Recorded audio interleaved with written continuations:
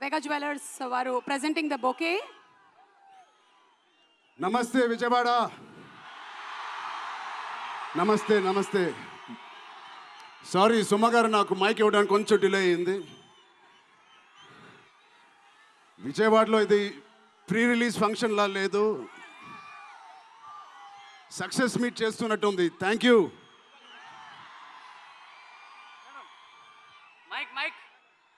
కేశినేని చిన్ని గారికి, దుర్గేష్ గారికి ఇంత గ్రాండ్ సపోర్ట్, ఇంత గ్రాండ్ ఈవెంట్కి సపోర్ట్ చేసినందుకు మీకు, మీ టీం అందరికీ చాలా చాలా థ్యాంక్ యూ సార్. ఇంత షార్ట్ నోట్లెస్ చేసినందుకు.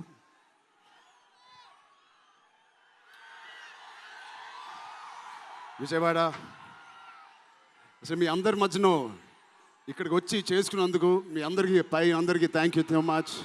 చాలాసేపు నుంచి వెయిట్ చేసినందుకు. ఇంత హీట్లో షర్ట్ అంతా మొద్ద అయిపోయింది అందరికీ.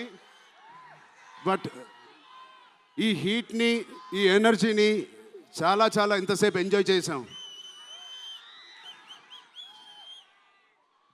విజయవాడలో చేయాలనుకున్నాం.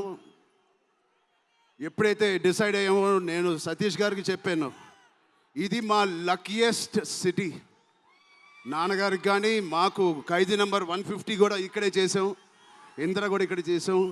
సో ఆ లక్ని కొంచెం మేము ఇంటికి తీసుకెళ్దామని ఇక్కడికి వచ్చాం. మీ అందరికీ, తమ్ముళ్ళకి, ఇక్కడ ఉన్న అన్నయ్యలకి, వచ్చిన అక్కలకి, చెల్లెలకి, మీ అందరికీ పేరు పేరున థ్యాంక్స్. అలాగే టీవీలో చూస్తున్న మా అభిమానులకి, వాళ్ళందరికీ చాలా థ్యాంక్ యూ.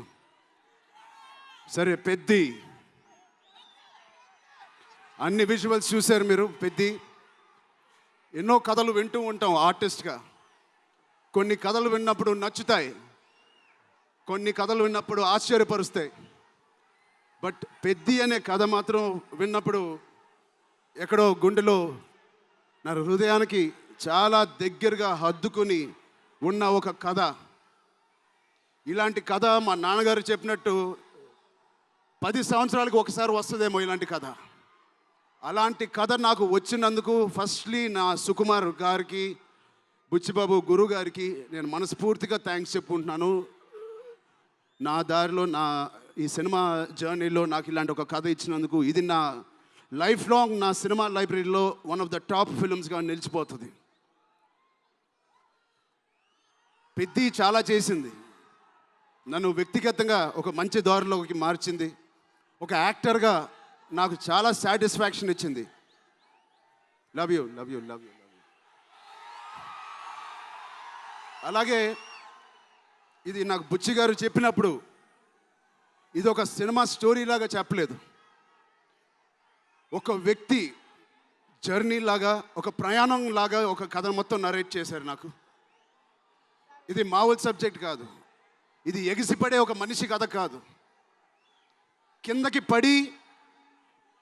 పడిన మనిషి లేచి ఎలా నించుంటాడో అలాంటి కథ ఇది. అందరూ కష్టం గురించి మాట్లాడుతున్నారు. అరే, ఇలాంటి కథ కోసం కాకపోతే ఎప్పుడు కష్టపడతామండి?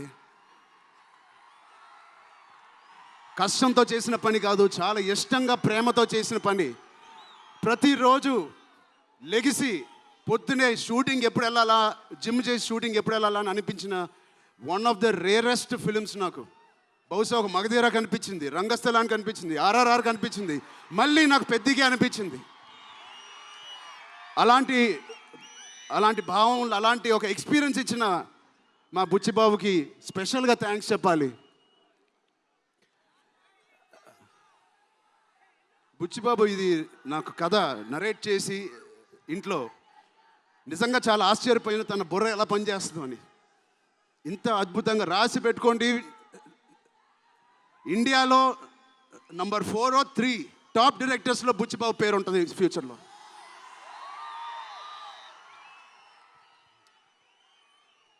సో అంత మంచి ఎక్స్పీరియన్స్ ఇచ్చిన బుచ్చిబాబు గారికి చాలా థ్యాంక్ యూ. ఇలాంటి సినిమా ఒప్పుకోవడానికి నాకు ఒకటే బలం నా మనసులో, ఇలాంటి సినిమా చెయ్యాలి అని. ఎవరు కాదు, అది మీరే మీకోసమే. నిజంగా ఏ ఆర్టిస్ట్కైనా వాళ్ళ అభిమానుల నుంచి, వాళ్ళ శ్రేయోభిలాషుల నుంచి ఇలాంటి ఎక్సైట్మెంట్, ఇలాంటి ఎంకరేజ్మెంట్ లేకపోతే ఎందుకు చేయాలండి సినిమాలు? హాయిగా ఇంట్లో కూర్చొని వేరే పని చేసుకోవచ్చు. మీకోసం చేతులు ఇరక్కొట్టడమే కాదు, రక్తం చింది కూడా పనిచేస్తాను మీకోసం.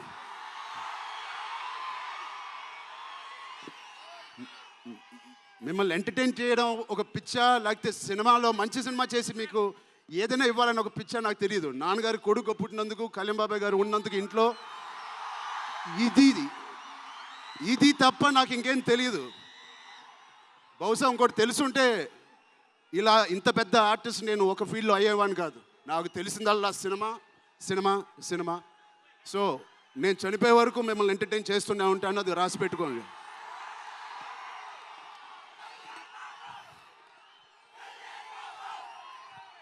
సో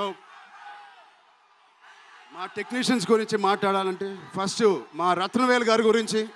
ఇది 4వ సినిమా రత్నవేల్ గారితో. ఇంత బ్యూటిఫుల్గా మమ్మల్ని అందరినీ ప్రజెంట్ చేసి ఆయన సీనియారిటీని మాకు సపోర్ట్గా ఇచ్చిన ర్యాండీ గారికి ఆయన స్పెషల్ థ్యాంక్ యూ.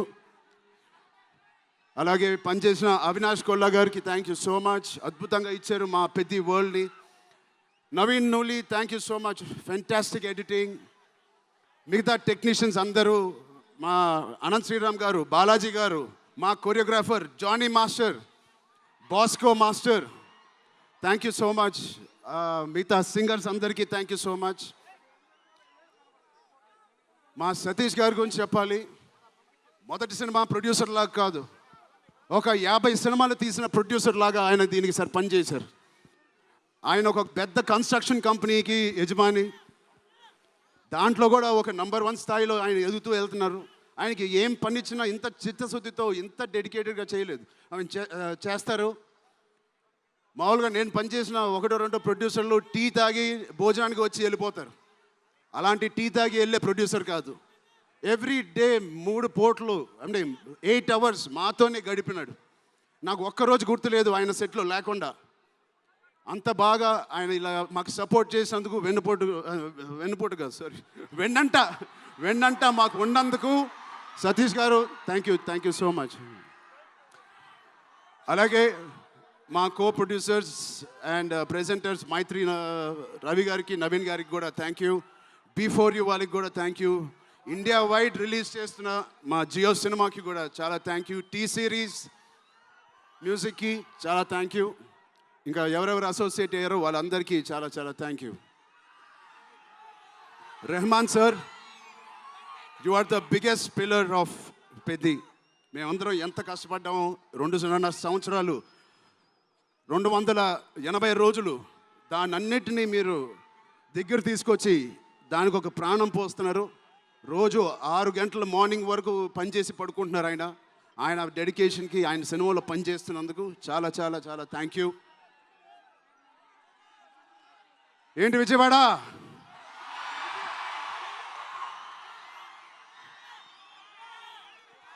ఈసారి ఎవరి పేరు మర్చిపోలేదు కదా నేను.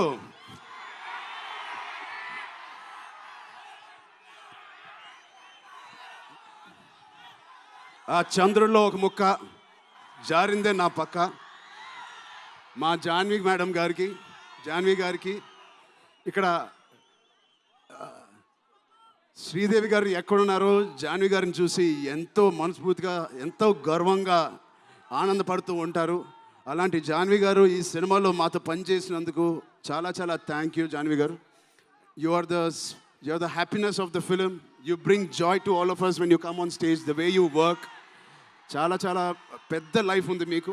I wish you so much all the best. మీ అమ్మగారి కన్నా చాలా పెద్ద హీరోయిన్ అవ్వాలని కోరుకుంటున్నాను.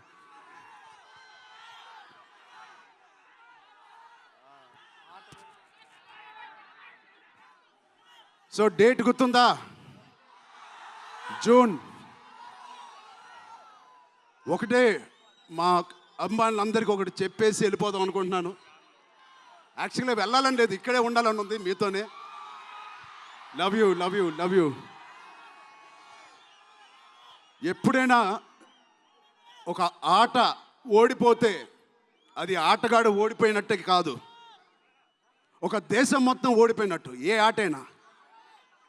అలాగే ఈ పెద్దిగాడు, మీ అందరికి తెలిసి ఆ డైలాగ్ ఉంది, ఆట ఆడలేదు, ఏంటది, పోరాడాడు. అలాగే మీ అందరి ఆశీస్సులతో దుర్గమ్మ దేవి ఆశీస్సులతో మీ అందరికీ ఉండాలని, మా అందరికీ ఉండాలని, ఈ 4వ తారీఖున వచ్చే ఈ పెద్ది సినిమాకి ఉండాలని, ఈ పెద్దిగాడి ఆత్మగౌరవాన్ని అమ్మ దుర్గమ్మ సాక్షిగా కోరుకుంటున్నాను. ఆత్మగౌరవాన్ని మీరందరూ ఉన్నత స్థాయికి తీసుకెళ్తారని మనస్ఫూర్తిగా దుర్గాదేవిని కోరుకుంటున్నాను. మీరు కూడా చల్లగా ఉండండి, జాగ్రత్తగా ఇంటికి వెళ్ళండి. మీ కుటుంబ సభ్యులు అందరినీ అడిగానని చెప్పండి.